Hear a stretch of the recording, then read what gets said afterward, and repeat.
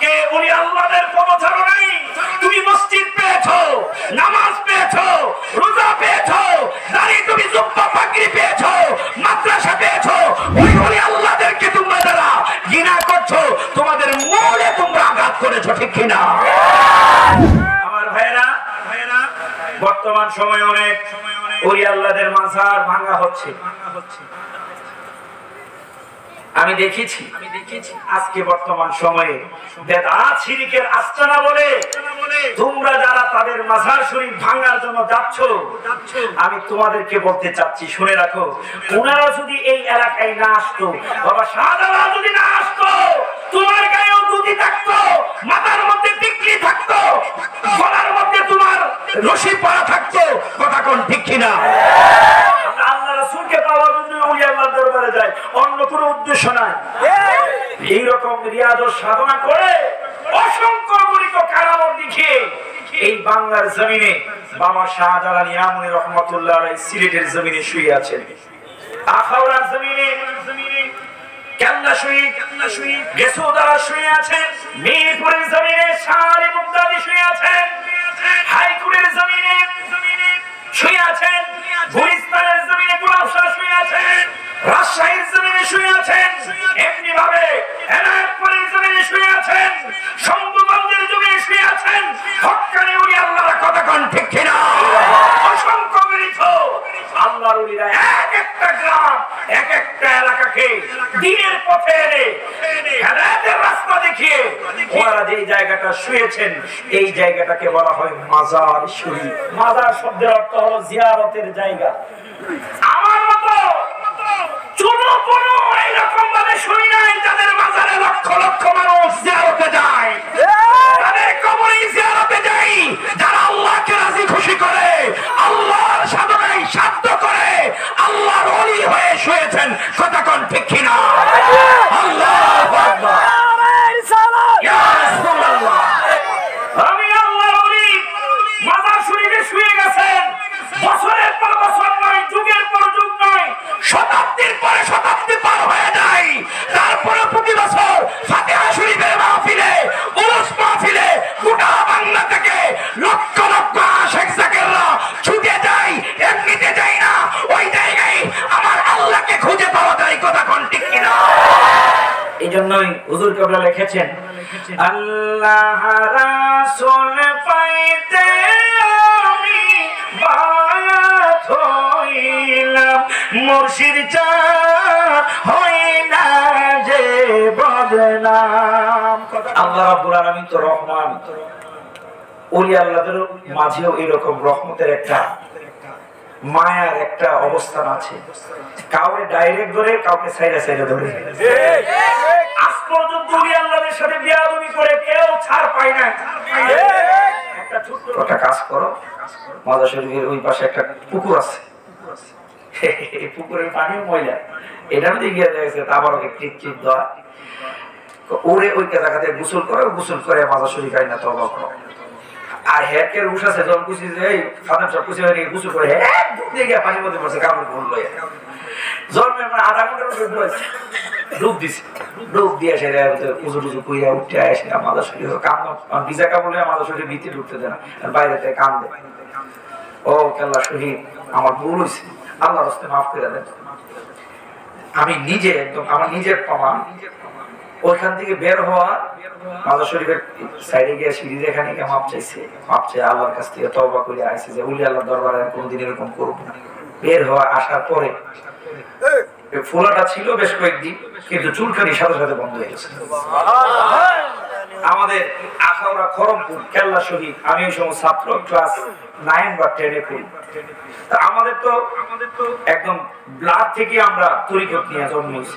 আমার আম্মা জানো তরিকতে, বাবাও তরিকতে, জন্ম হওয়ার পর থেকে আমরা তরিকত। আল্লাহ আল্লাহ আল্লাহ আল্লাহ কাউরে বানাইছো কালিমুল্লাহ, কাউরে বানাইছো রূহুল্লাহ, মোর নবীরে হাবিবুল্লাহ। আল্লাহ আল্লাহ আল্লাহ আল্লাহ আল্লাহ লা ইলাহা ইল্লাল্লাহ মুহাম্মাদুর রাসূলুল্লাহ সাল্লাল্লাহু আলাইহি ওয়াসাল্লাম। একজন মানুষ আল্লাহর প্রেম সাগরে যখন সাঁতার দিয়ে দেয়, আল্লাহ তার দাম বাড়ায় দেয়। ওই রকম পর্যায়ে যখন পৌঁছে যায়, তখন আমরা বলি ওলি আল্লাহ। কি বলি? আর জবান খুলে বলুন, কি বলি? শম্ভুগঞ্জের জমিনে এনায়েতপুর থেকে হুজুর কেবলা যখন আসলেন, ওই এলাকার নদী ভাঙ্গা সব নিয়ে যায়। দেখে এখনো পর্যন্ত নদীটা কাছে। আল্লাহ নদীর কদম যেদিন পড়লো, অন্য দিক দিয়ে ভাঙ্গে, এই এলাকার ভাঙ্গে না। আজকে মাহফিলের ব্যবস্থা করেছেন এই যুবক ছেলেরা, নূরে মদিনা সুন্নি যুব সংগঠনের ছেলেরা। আমার নবীর শ্রেষ্ঠ সাহাবী হযরত আবু বকর সিদ্দিক রাদিয়াল্লাহু তাআলা। ও বন্ধু, জীবন তো খেলায় খেলায় শেষ হয়ে যাচ্ছে, কতটুকু কি করতে পারলাম? আমার আল্লাহ রাব্বুল আলামিন একদিন জিবরাইলকে ডাক দিয়ে বলে, জিবরাইল রে, ইহুদীদের কবর 3 দিন পর্যন্ত আযাব বন্ধ করে দে। কই দিন? 3 দিন পর্যন্ত ইহুদীদের কবরের আযাব বন্ধ করে দে। আসতেছি, ইল্লা রাহমাতাল লিল আলামিনের তাফসীরে আসতেছি। আমার আল্লাহ জিবরাইলকে ডাক দিয়ে বলে, জিবরাইল, ইহুদীদের কবরের আযাব 3 দিন বন্ধ করে দে। জিবরাইল কয়, আল্লাহ বুঝলাম না, তুমি তো তাদের আযাব বন্ধ করবা না, কিয়ামত পর্যন্ত তাদের আযাব কবরের মধ্যে চলতে থাকবে, তুমি হঠাৎ করে কেন বন্ধ করে দিলা গো আল্লাহ? আমার আল্লাহ ডাক দিয়ে কয়, জিবরাইল, আমি হুকুম করলাম, হুকুম পালন করো। জিবরাইল ওই ইহুদীদের কবরে যে ফেরেশতারা নিযুক্ত আছে, সকলকে বলল, আযাব বন্ধ করে দাও। 3 দিন পর্যন্ত তাদের কবরে কোনো আযাব চলবে না। ফেরেশতারা আযাব বন্ধ করে দিল। এই কবরবাসী যারা, তারাও আশ্চর্য হয়ে গেল, কারণ কি? কবরের আযাব কেন বন্ধ? বন্ধুরা রে আমার, কেন আমার আল্লাহ রাব্বুল আলামিন 3 দিন পর্যন্ত ইহুদীদের কবরের আযাব বন্ধ করে দিলেন? নবীর শ্রেষ্ঠ সাহাবী হযরত আবু বকর সিদ্দিক ভালোবেসে শুইল পাশে, যাইয়া দেখো মদিনা মদিনা আশিক মুমিনের ঠিকানা। আমার নবীর সাহাবী হযরত আবু বকর সিদ্দিক একদিন চিরুনি নিয়ে এইরকম ভাবে দাড়ি গোয়ান আশ্রাচ্ছিলেন। কি করতেছেন? দাড়ি আশ্রাচ্ছিলেন। আবু বকর সিদ্দিক দাড়ি গোয়ান আশ্রাচ্ছিলেন। এই যে আমি আশ্রাইলাম, আমার দাড়ি একটা খুলে পড়ে গেল। আবু বকর সিদ্দিক আশ্রানোর সময় তার দাড়ি মোবারক থেকে 3টা দাড়ি খুলে পড়ে গেল। কেমন মানুষ পাওয়া দরকার? 3টা দাড়ি খুলে পড়ে গেল। কষ্ট হচ্ছে তো বাবা? ওই আবু বকর সিদ্দিকের দাড়ি গোলাম মদিনার বাতাস ওই 3টা দাড়িকে উড়াইতে উড়াইতে উড়াইতে উড়াইতে ইহুদীদের কবরে নিয়ে ফালাইল। আবু বকর সিদ্দিকের 3টা দাড়ি ইহুদীদের কবরে পড়েছে। আমার আল্লাহ ডাক দিয়ে বলে, জিবরাইল রে, যা যা যা আবু বকর সিদ্দিকের দাড়ির ইজ্জতে যাদের কবরে কন্টিনিউ আযাব হওয়ার কথা, আমি আল্লাহ রাব্বুল আলামিন তার দাড়ির বরকতে 3 দিনের জন্য 3টা দাড়ির বিনিময়ে 3 দিনের জন্য তাদের কবরের আযাব বন্ধ করে দিলাম। এই জন্য আমার মনে হয় হক্কানি ওলি আল্লাহ যদি একটা গ্রামের উপর দিয়ে হেঁটে যায় 40 দিন পর্যন্ত আমার আল্লাহ রাব্বুল আলামিন ওই এলাকার কবরবাসীদের কবরের আযাব বন্ধ করে দেয়। ও বন্ধুরা রে, কেন আমার আল্লাহ আবু বকর সিদ্দিকের চুলগুলা ইহুদিদের কবরে পড়ার পরে 3 দিন পর্যন্ত কবরের আযাব বন্ধ রাখলেন? এই গোপন ব্যাপারটা আপনাদের সামনে বলে আজকে ওয়াজ শেষ করব। আর আমার নবী রাহমাতুল লিল আলামিন জমিন নবীর রহমত পাইলো, तमाम জমিনটা আল্লাহ পবিত্র করে নিল। আমার আল্লাহর আরশ নবীর রহমত পাইলো, কম্পন বন্ধ হয়ে গেল। এরপরে আরো মজার কথা, আমার নবীর রহমত কারা পেয়েছে 2-3 মিনিট কথা বলে আলোচনা শেষ করব ইনশাআল্লাহ, কষ্ট হবে না তো? এবার এই মাহফিলটা আগামী বছর হবে, আমরা চাই কি চাই না? এই মাহফিল 5 পঞ্চম বুঝি না, ষষ্ঠ বুঝি না, কিয়ামত পর্যন্ত যেন এত এলাকার যুবক ছেলেরাই নূরে মদিনা সুন্নি যুব সংগঠনের ছেলেরা সুন্নি ছেলেরা যেন আয়োজন করতে পারে, আমরা তাদেরকে সহযোগিতা করব। যেমন আমারে আছে ঢাকা থেকে, জামালপুর থেকে বক্তা আনছে, ভালো ভালো বক্তা গুলামকে খুঁজে আনবে। আমি তো একদম বক্তার লাইনে, আমার মতো এরকম না খানদান নাই, এমন কিছু নাই। তারপর কিছু কথা আল্লাহর ওলিদের নজর ক্রমে বলি, মা বাবার দোয়ার বরকতে বলি। বন্ধুরা রে, আগামী বছর মাহফিল হবে, এই বছর যেন পুরা পান সুন্দর করে মাহফিলটা শেষ করতে পারে, আমাদের একটু সহযোগিতা দরকার। বাজার টাজার যে বাংলাদেশে এটা কোন কিছু কম কম আইতাছি আইতাছি কথা, ওলি আল্লাহর কথা ঢুকছি না তো। দুনো জাহানের শান্তি দান করে দিও সকলে, কোন আমিন। আরো জমান করে কোন আমিন। এই যে আমি আজকে আসতে একটু লেট হয়ে গেছে। আমার রমজানুল মুবারকে টেলিভিশনে অনেকগুলো প্রোগ্রাম থাকে, এশিয়ান টিভিতে আজকে রেকর্ড ছিল, যার কারণে টেলিভিশন থেকে বের হয়ে আমি মোটামুটি একটু শ্যামলী স্কোয়ার একটু কাজ ছিল। যতক্ষণ শুনে পড়ুন আল্লাহুম্মা সাল্লি মাওলানা মুহাম্মদ ওয়া আলা সাইয়্যিদিনা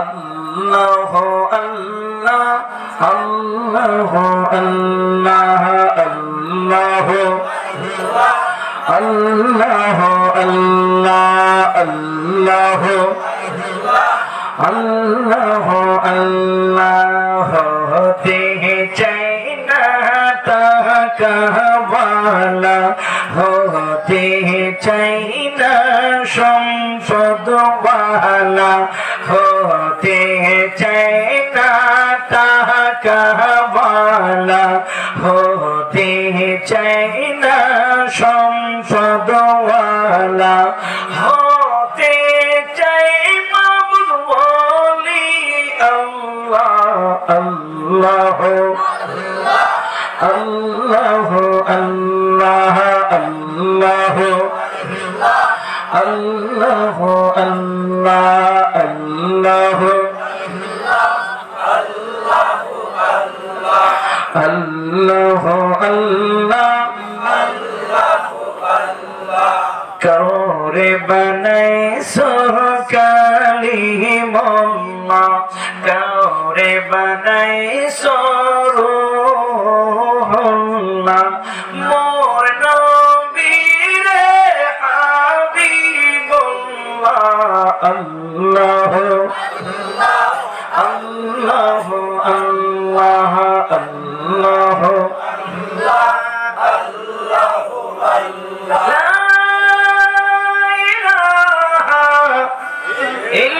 ইল্লাল্লাহু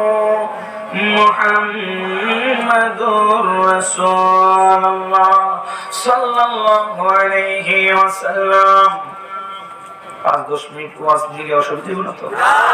আর 10 মিনিটের ভিতরে ইনশাআল্লাহ শেষ করার চেষ্টা করব ইনশাআল্লাহ। আমার ভাইরা, আমার নবী হচ্ছেন রহমাতাল লিল আলামিন। ওই নবীর সংস্পর্শে গেলে হাবশী কালো বেলাল, গোলাম বংশের জাত হচ্ছে গোলাম জাত, ওই বেলাল দামি হয়ে গেল।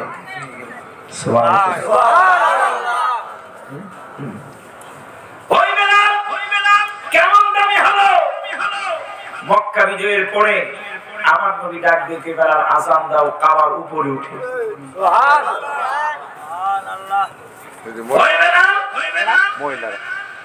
কাবার ছাদের উপরে উঠে আযান দেয়, সবাই নিচে। আমার নবী যাই মেরাজে, নবীজির আগে আগে খরমের আওয়াজ শুনে নবীজি রহমাতাল লিল আলামিন নবী ওই হাবশী বেলালকে দেখে নবীজির সামনে সামনে হাঁটে। ও বন্ধুরা, আমার নবী আপনার নবীর সংস্পর্শে গেলে এত দাম বেড়ে যায়। ছোট্ট ঘটনাটুকু আপনাদের সামনে তুলে ধরলাম। আবু বকর সিদ্দিক দাঁড়িয়ে চালালেন, 3টা দাড়ি বাতাসে নিয়ে ইহুদিদের কবরের মধ্যে ফেললো, মনে আসেনি? আওয়াজ দেখো, আসেনি? ইহুদিদের কবরে আবু বকর সিদ্দিকের 3টা দাড়ি মুবারক পড়লো। ওই আবু বকর সিদ্দিকের দাড়ির ইজ্জতে আমার আল্লাহ জিবরাইলকে বললেন, জিবরাইল যাও যাও যাও, ইহুদিদের কবরের আযাব 3 দিন বন্ধ করে দাও। ও বন্ধু, আবু বকর সিদ্দিক তো একজন মানুষ, আমাদের মতোই একজন মানুষ। ওই আবু বকর সিদ্দিকের এত দাম কেমনে হয়ে গেল? ওই আবু বকর সিদ্দিকের এত দাম কেন হলো? আবু বকর সিদ্দিকের দাড়িগুলো জমিনের মধ্যে পড়লো, কবরের মধ্যে পড়ার কারণে আবু বকর সিদ্দিকের দাড়ির ইজ্জতে 3 দিনের কবরের আযাব আমার আল্লাহ বন্ধ করে দেয়। এর পিছনের কারণ কি? কারণ কি? কারণ কি? ও বন্ধু, ও বন্ধুরে, আবু বকর সিদ্দিক নয়, একজন সাধারণ মানুষ যখন আল্লাহর গোলামি করতে থাকবে, আল্লাহর গোলামি করতে থাকবে, আমার আল্লাহ তার দাম বাড়ায়া দিবে, তার দাম বাড়ায়া দিবে। একটু আগে বললাম এলাকার মধ্যে দিয়ে হেঁটে গেলে আমার আল্লাহ 40 দিন পর্যন্ত কবরের আযাব বন্ধ করে দেয়। সহিহ বুখারীর মধ্যে আসছে, কেন কেন কেন? আমারও পানিও হেঁটে যায়, তারও পাশেও হেঁটে যায়, তার পায়ের তুই ইজ্জত কেন বেড়ে যায়? আমার আল্লাহ রাব্বুল আলামিন সহিহ বুখারীর হাদিস, হাদিসে কুদসি, যেই হাদিসটা আল্লাহর কথা থাকে এটাকে হাদিসে কুদসি বলে। হাদিসে কুদসির মাঝে আমার আল্লাহ বলেন, ফাইদা আহবাতু, যে লোকটা নফল ইবাদতের পাশাপাশি নফল বন্দেগী করতে থাকে, ওই আল্লাহর সবক পেয়ে সকাল বেলায় ফজরের পরে মুরাকাবা করে, দুরূদ শরীফের আমল করে, জিকির আজকার করে, ওজিফা করে, এমনি ভাবে রাতের বেলায় মুরাকাবা করে, দুরূদ শরীফের আমল করে, এরপরে জিকির আজকার করে, উনি আল্লাহর দেখানো পথ মতে চলতে থাকে। আমার আল্লাহ রাব্বুল আলামিন লোকটা রাতের বেলায় সবাই ঘুমায়, তাহাজ্জুদের সময় উঠে যায়, আমার আল্লাহর কুদরতি কদমের সিজদায় পড়ে যায়। এমনি ভাবে যখন ফরজ ইবাদতের পাশাপাশি অধিক পরিমাণে নফল ইবাদত বন্দেগী করতে থাকে, আমার আল্লাহ রাব্বুল আলামিন ফাইদা আহবাতু, অতঃপর লোকটাকে ভালোবেসে ফেলে। সুবহানাল্লাহ, আল্লাহ ভালোবাসলে তার দাম কমে না বাড়ে। কেমন গরীব গরীব, হাদিসে কুদসির মধ্যে আল্লাহ বলেন, ফাইদা আহবাতু কুনতু সামাহুল্লাযী ইয়াসমাউ বিহি ওয়া বাসারাহুল্লাযী ইয়াবসুরু বিহি ওয়া ইয়াদাহুল্লাতী ইয়াবতিশু বিহা ওয়া রিজলাহুল্লাতী ইয়ামশি বিহা ওয়া ইন সালানি আতাইতুহু ওয়া লাইন ইস্তাদানি লা উঈদান্নাহু। চিৎকার মেরে কন্যা আল্লাহু আকবার।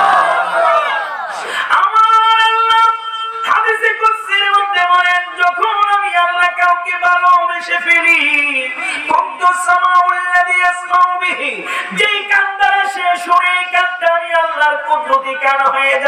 ওয়া বাসারাহুল্লাযী ইয়াবসুরু বিহি, যেই চোখ দ্বারা সে দেখে ওই চোখটা আমি আল্লাহর কুদরতি চোখ হয়ে যায়।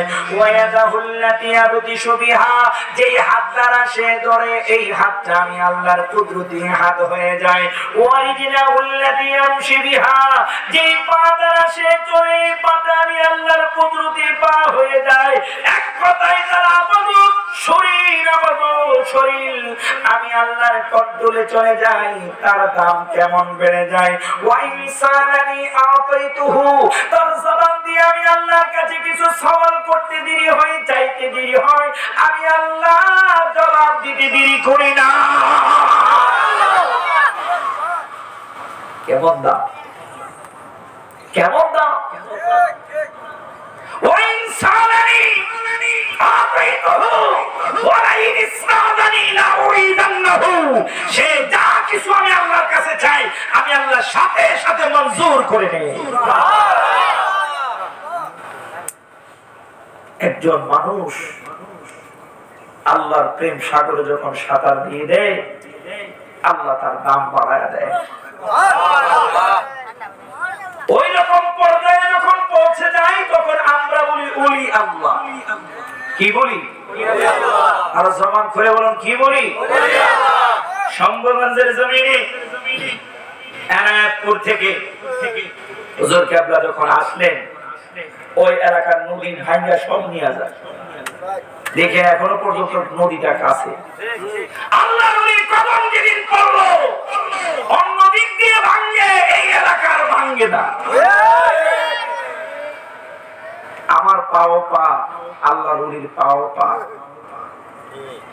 আমার আল্লাহ হাদিসে কুদসিতে বলে দিলেন, রিজলাহুল্লাতী ইয়ামশি বিহা, যেই পা দ্বারা সে চলে এটা আমার, আমি আল্লাহর কুদরতি পা হয়ে যায়। মানে কি? আমার রঙে রঙিন হয়ে যায় আমার বন্ধু যারা।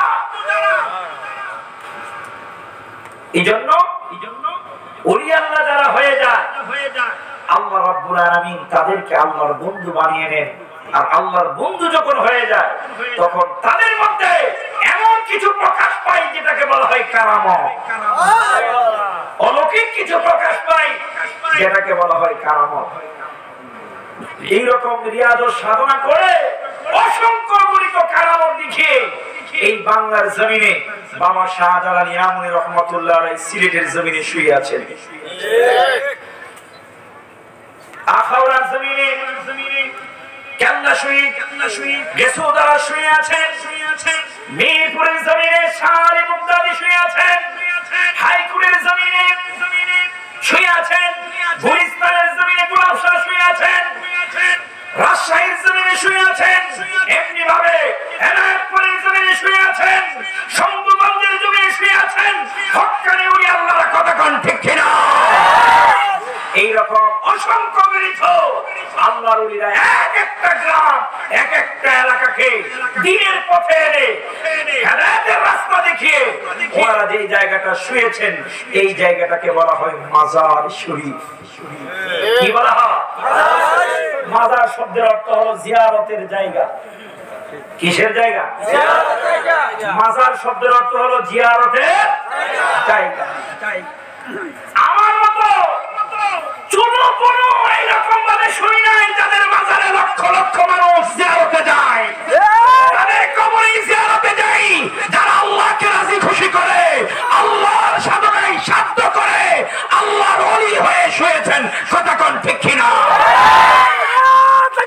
আল্লাহু আকবার, ইয়া রাসূলুল্লাহ। যারা এই মাজার শরীফে শুয়ে আছেন, আল্লাহকে রাজি খুশি করে ওই জায়গায় শুয়েছেন। কথা কোন ঠিক কিনা? আমার বাড়িতে বিয়ের কার্ড দেওয়ার পরেও এলাকার সব মানুষকে নিতে পারি না।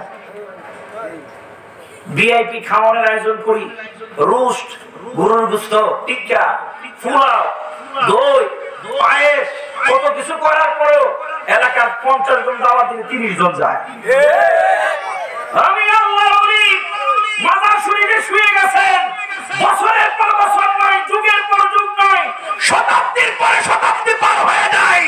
তারপরে প্রতি বছর ফাতিহা শরীফের মাহফিলে, উরুস মাহফিলে গোটা বাংলা থেকে লক্ষ লক্ষ আশিক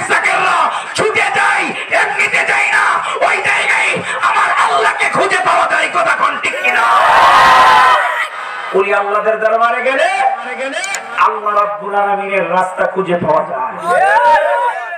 এই জন্যই হুজুর কেবলা লিখেছেন, আল্লাহ রাসূল পাইতে আমি বায়াত হইলাম, মুর্শিদ চাঁদ হই না যে বদনাম। কথা কোন ঠিক কিনা? আল্লাহ রাসূলকে পাওয়ার জন্য ওই আল্লাহর দরবারে যায়, অন্য কোনো উদ্দেশ্য নাই।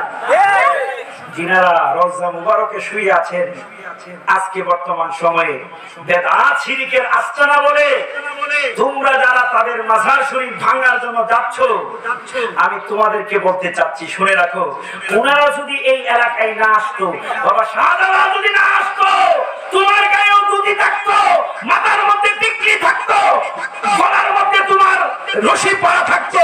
কথা কোন ঠিক কিনা? আজকে উনি আল্লাহর পদচারণ নাই, তুমি মসজিদ পেয়েছো, নামাজ পেয়েছো, রোজা পেয়েছো, দাঁড়িয়ে তুমি জুব্বা পাগড়ি পেয়েছো, মাদ্রাসা পেয়েছো, ওই উনি আল্লাহদেরকে তোমরা যারা ঘৃণা করছো, তোমাদের মূলে তোমরা আঘাত করেছো, ঠিক কিনা? আমার ভাইরা, বর্তমান সময়ে অনেক ওই আল্লাহদের মাজার ভাঙা হচ্ছে। আমি দেখেছি আল্লাহ রাব্বুল আলামিন তো রহমান, ওলি আল্লাহদের মাঝেও এরকম রহমতের একটা মায়ার একটা অবস্থান আছে। কাউকে ডাইরেক্ট ধরে, কাউকে সাইডে সাইডে ধরে। আজ পর্যন্ত ওলি আল্লাহদের সাথে বেয়াদবি করে কেউ ছাড় পায় না। একটা ছোট্ট ঘটনা বলি, এটা আমার জানা। আটটুসি দরবার শরীফ পড়েন, এক কথায় মুজাদ্দিদের তরিকার দরবার শরীফ গুলো, বড় বড় দরবার শরীফ, আমরা কি করি? জুতা খুলে যায়, ঠিক কিনা? আটটুসি দরবার শরীফে জুতা একদম মেন গেট রেখাতে খুলে যেতে হবে। তো এক ভদ্রলোক হেলেন, এটা কি? উনি গেছে দেখার লেগে, কারণ গেটের এখানে তো আটকেছে, জুতা খুলেন। কয়েকখানে ঢুকতে হলে জুতা খুলতে, যাই হোক তর্কাতর্কি করে জুতা খুলছে। খোলার পরে গেট পার হয়ে সামনে গিয়ে জুতারি করছে, ওইরা সামনে দিকে গেছে। আল্লাহর ওলিরা সাথে সাথে ধরে না, ঠিক নেই, গেছে। ভিতরে যাওয়ার পরে আবার ধরছে, জুতা খুলছে কে? এইবার লোক তর্কাতর্কি করছে। পরে বাধ্য হয়ে জুতা খুলতে হয়েছে। দুই জায়গায় এর মতো করে যা আছে সমালোচনা আলোচনা করিয়া আস্তে করে বাইরিয়ে যাবে, বাইরিয়ে যাবার আগে এখন ফাওয়ার মধ্যে ফুরানি করছে, জ্বলে না জ্বলা শুরু হয়েছে। কি রে, কি হইল রে, কি হইল? বাড়িতে আসলো, বাড়িতে আসার পরে ডাক্তার দেখায়, কবিরাজ দেখায়, এমনি এমনি বছর খানিক পার হয়েছে। কতদিন পার হয়েছে? 1 বছর পার হয়েছে। এর তো ফাওয়ার জ্বলানি আর শেষ হয় না। পাওয়ার তলার মধ্যে কি মনে হয় যেন বরফের ভিতরে ডুবে রাখলে একটু শান্তি লাগে। 1 বছর পরে একদিন মার কাছে গেছে, মার কাছে গেছে, আম্মা গো, আমার পাওয়ার ফুরানি তো ডাক্তার কবিরাজ কম দেখাইছি না, টাকা এই পর্যন্ত কয়েক লাখ টাকা খরচ করছি, বালা তো হয় না। আমার মনটা সাক্ষী দিতেছে, মারে কইতেছে, মন তো সাক্ষী দেয়, আমার মনটা সাক্ষী দিতেছে। আটটুসি দরবারে গেছে না, আমি জুতা নিয়ে ঢুকছিলাম, আমার কি এই কারণে নিয়ে জ্বলতেছে। তো মা কইতেছে, মা তো ওই তো করে নিব, লতরে আটটুসি দরবারে যাবো, তো শোনেন মা, এখন তো একদম গুলা করে পানি খাইয়া রয়েছে, যে আমাকে নিজে গেছে যাইয়া মাজার শরীফের যিনি খালেন, যিনি দায়িত্বে আছেন, ওনাদের কাছে গিয়ে বলছে, বলার পরে গেছে, যাও মাফ সাহেব হুজুরের কাছে। এখন তো ভাবলে ঘুরতে থাকে, মাফটার জন্য চাওয়া চাইছে। আবার ওকে নিয়ে গেছে কিছু, তার আমার দেশি মুরগা আছে, 2-3টা মুরগা নিয়ে গেছে, 2 আলি এই ডিম নিয়ে গেছে, না 1 ডজন ডিম, দেশি মুরগার ডিম নিয়ে ওইখানে হাদিয়া হিসাবে দিছে, রাজারানা দিছে, দিয়া মাপটাপ ছায়া আছে। মাপটাপ ছায়া সীমানাটা পার হইতে পারে নাই, সীমানার মেন গেট পার হইতে পারে নাই, তো পাওয়ার পুরানি পার হয়ে গেছে। আচ্ছা কোন যে বলে এরকম যারা যন্ত্রণা বুক করে ভালো হয়েছে, হে কি আর আটটুসি দরবার ছাড়বো জীবনে? কেউ যদি আটটুসি দরবারের ব্যাপারে কেউ কিছু কয়, লাভ দিয়ে গিয়ে থাবাটা ধরে, কারণ হে তো ভুক্তভোগী, ঠিক কিনা? আমার আমার সাথে একটা এরকম ঘটনা হয়েছে, কষ্ট নিতেছেন আপনারা, আলোচনা প্রায় শেষ দিকে। আমাদের আখাউড়া খরমপুর কেল্লা শহীদ, আমি ওই সময় ছাত্র, ক্লাস 9 বা 10 এ পড়ি। আমাদের তো একদম ব্লাড থেকে আমরা তরিকত নিয়ে জন্মেছি। আমার আম্মা জানো তরিকতে, বাবাও তরিকতে, জন্ম হওয়ার পর থেকে আমরা তরিকত। তা আমি প্রতি বৃহস্পতিবার খরমপুর কেল্লা বাবার দরবারে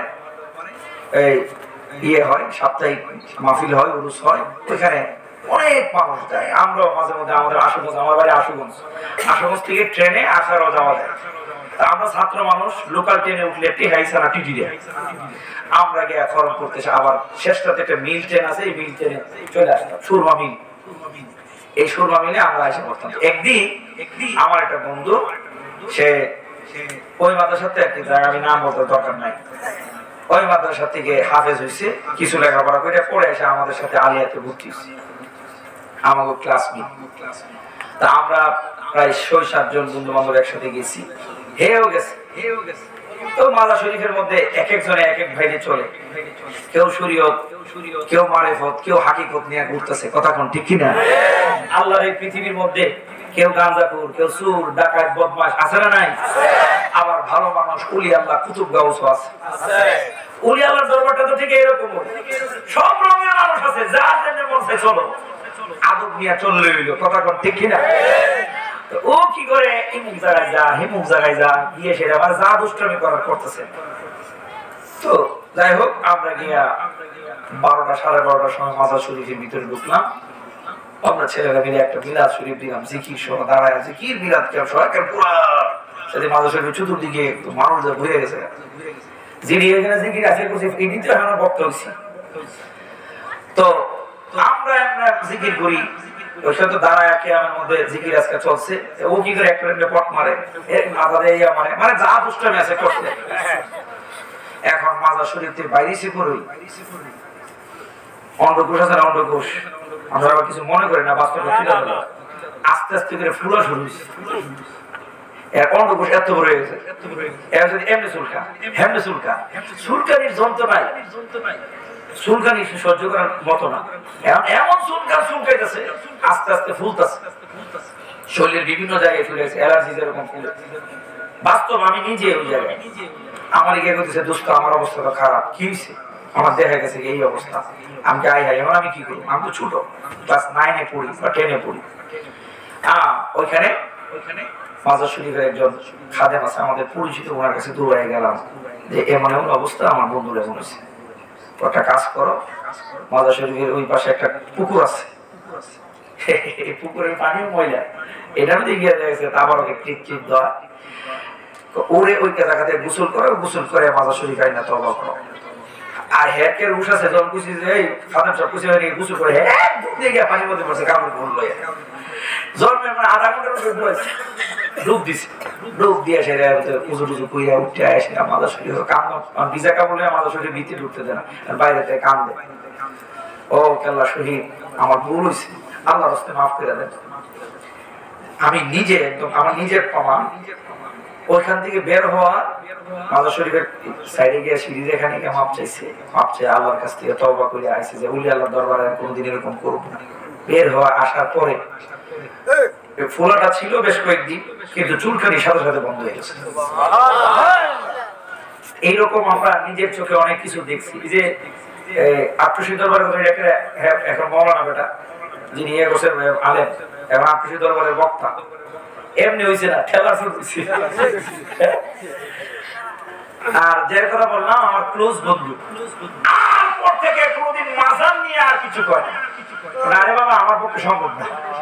তো যেহেতু ওই লাইনে পড়ছে, ওই লাইনের বন্ধু বান্ধব আছে, এই লাইনের বন্ধু বান্ধব আছে, ওই তোরা যেটা আমাদের আমার মুখ দিয়ে কোনোদিন কইতাম না, সাইজ হয়েছে তো। তো যারা মাজার ভাঙা নিয়ে এরকম উৎপাদনে লাগছে, আমি বলি তাদেরকে আমাদের কিছু বলার প্রয়োজন নাই। মাজারওয়ালা আল্লাহ তো আমি যে আয়াতে কারিমা বলেছিলাম, ওয়ালা তাকুলু লিমান ইউকতালু ফি সাবিলিল্লাহি আমওয়াত বাল আহইয়াউ ওয়ালাকিন লা তাশউরুন। আল্লাহ বলেন যারা আল্লাহর রাস্তায় শহীদ হয়ে যায় তোমরা তাদেরকে মৃত বলো না, বরং তারা জীবিত, তোমরা বুঝতে পারো না। তো আল্লাহর ওলিরা গোটা জীবনটা আল্লাহর রাস্তায়, কথা কোন গোটা জীবনটা আল্লাহর রাস্তায়, একটা সেকেন্ড সময় অন্যদিকে ব্যয় করার সুযোগ নাই। গোটা জিন্দেগিটা আল্লাহর রাস্তায় এরকম কাটাইয়া দেয়া যখন মৃত্যুর কোলে ঢলে পড়ে, আমার আল্লাহ কই তাকে আমি শহীদ হিসেবে কবুল করে নিলাম। তার গোটা জিন্দেগিটা তো আমার জন্য থাকা। আমি চিন্তা করি রেজা শাহ বাবা যে শান শৌকত ফ্যাক্টরি কত ধার কথা ঠিক নেই, হ্যাঁ খাওয়ান দাওয়ান কেউ আছে লক্ষ লক্ষ আশেক জাকেরা গেলে গুস্তু দিয়ে খাওয়ায় এই বেড়া শরীরে কেমন তাহার কথা, শরীরের মধ্যে এক ফোঁটা গুস্তু নাই, আডি হয়ে গেছে শরীরে, কেমনি আডিটা কেমনি হয়েছে, সাধনা কইরা নিজেকে পুইরা ছাই বানায়া এরকম হয়ে রয়েছে, কথা কম ঠিক ছিল।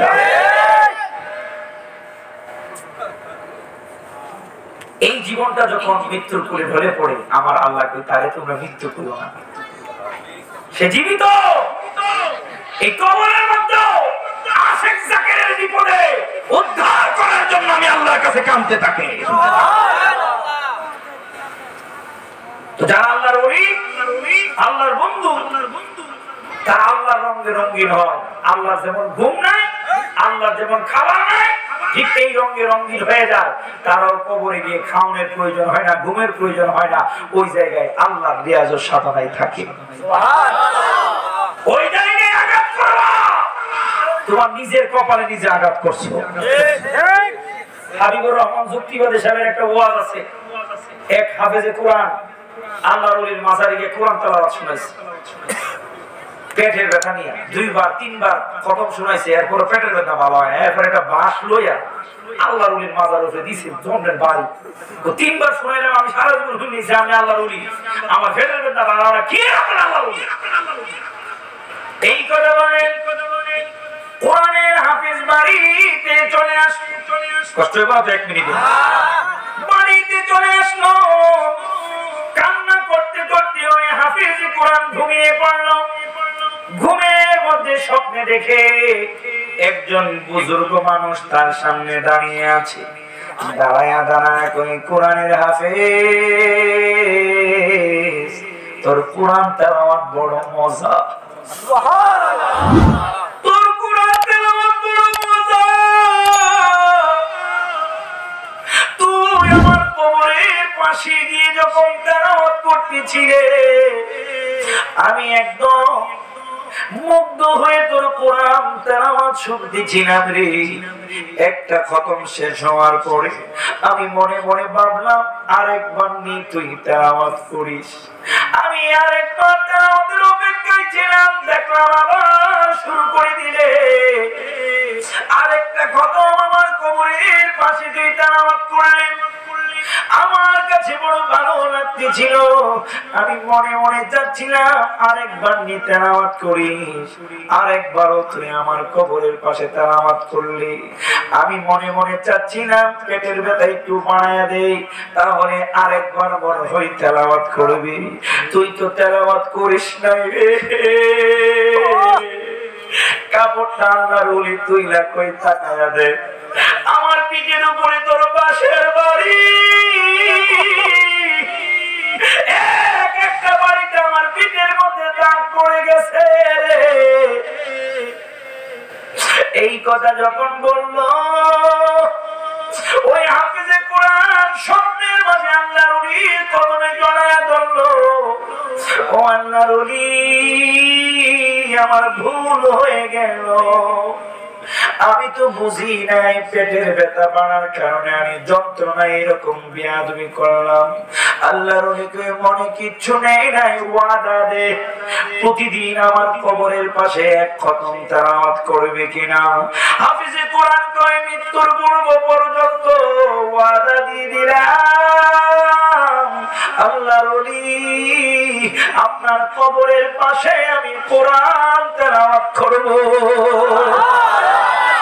ও বন্ধুরা, যারা আল্লাহর ওলি আল্লাহর বন্ধ হয়ে যায়, কবরের মধ্যে থেকেও কোরআন তেলাওয়াত শুনতে চায়।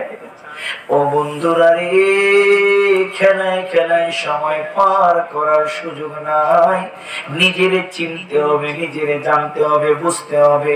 আজকের মাহফিল আমাদের জন্য তখন সার্থক হয়ে যাবে আমি যদি, আপনি যদি নিজের ভুলটা নিজে বুঝতে পারি, নিজের অন্যায়টা নিজে বুঝে একটু নিজের শুধরায়া বাকি জীবনটা আল্লাহর দেখানো পথ মতে, ওলি আল্লাহদের দেখানো পথ মতে পরিচালনা করতে পারি। ও বন্ধু, সামনে রমজানুল মুবারক, ইবাদতের মাস, ইবাদতের জোয়ারের মাস। আমার আল্লাহ রাব্বুল আলামিন কুরআনুল কারীমের মাঝে বলেন, ইয়া আইয়ুহাল্লাযীনা আমানু কুতিবা আলাইকুমুস সিয়াম কামা কুতিবা আলাল্লাযীনা মিন ক্বাবলিকুম। আল্লাহ কই ইমানদাররা রে, তোদের জন্য রোজা ফরজ করে দিলাম যেভাবে তোদের পূর্বে রোজা ফরজ ছিল। আমার নবী বলেন, এই রমজান যেই ব্যক্তি পাইল,